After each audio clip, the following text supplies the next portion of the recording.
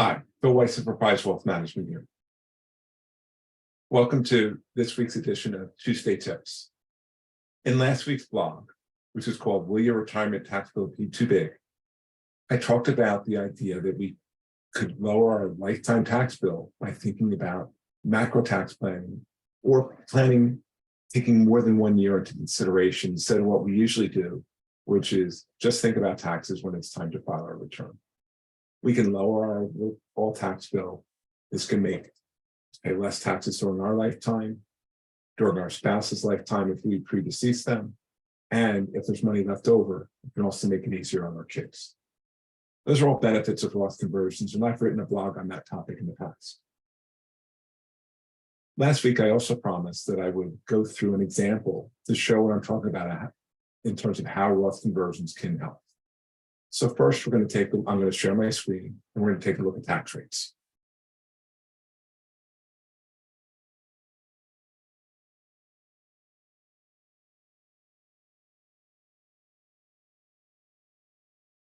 So here we have tables showing the current tax rates. You'll see that rates range from 10% to 37%. This is federal rates, not state rates. Those are a consideration, but we're not talking about those today. And let's look at where we have some big breaks in rates. We have 10 and 12, then there's a big jump up to 22%. Then we have 24%, and there's a big jump up to 32. And then there's smaller jumps to 35 and 37. So a lot of times when I'm talking about the idea of doing Roth conversions, I talk about the concept of bracket stuffing. What that really means is we look at this table in 2023. If I'm already in the 22% bracket, I might want to think about going up into the 24% bracket if I look at what my future income might be.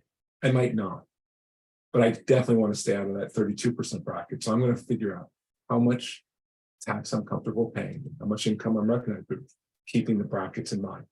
If in the 12% bracket, I'm probably not going to do a Roth conversion that takes me in the 22% bracket. If I'm in the 24% bracket, I'm probably not going to do a Roth conversion that takes me up into the 32% bracket. The reason you see I have these other brackets on the right is the other thing that I want to consider is that at the end of 2017, they passed new tax legislation. That's when the rates that we have for 2023 came into play. Before that, we had the rates on the right.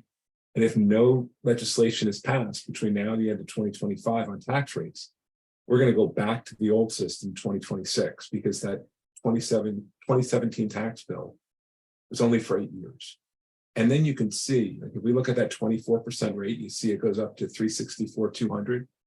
Well, under the old rates, if you had over $233,350 worth of taxable income, you're in the 33% bracket. So that's another reason that doing a Roth conversion now could make a lot of sense because it could keep money out of that 33% bracket. All right. So let's go ahead and go into my planning software. And if we do that, we can get a look at some of the basic facts that I laid out for this couple.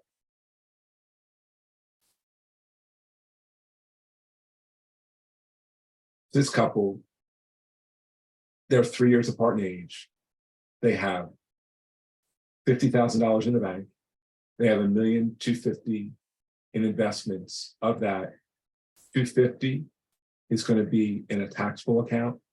The other $1 million is in their IRAs. They have no Roth savings. They have no health savings accounts. We just limit it to those just for the purposes of this example.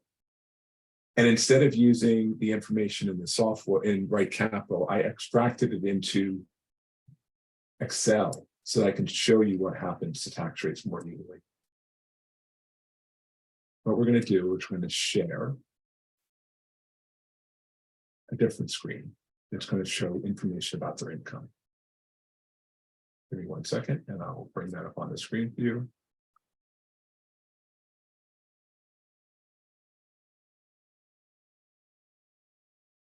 Okay, this example assumes that there's no Roth conversion. So you'll see that there's no planned distributions here until line 18, the year 2038, when he turned 75, because that's when RMDs or required minimum distributions start. And then when we get a couple years later, and then her RMDs start, That's in 2041, line 21 on this Excel spreadsheet. They've got $240,000 worth of plan distributions, plus this other income inflow, that's going to be Social Security income. That's all I really gave them. They've got $380,000 of total inflows, and they're paying $89,000 in taxes. If we keep going out, when he's 83 and she's 80, if they both live that long, they're going to have $327,000 almost of plan distributions. That's the required minimum distributions. They're going to have $480,000 plus of total inflows.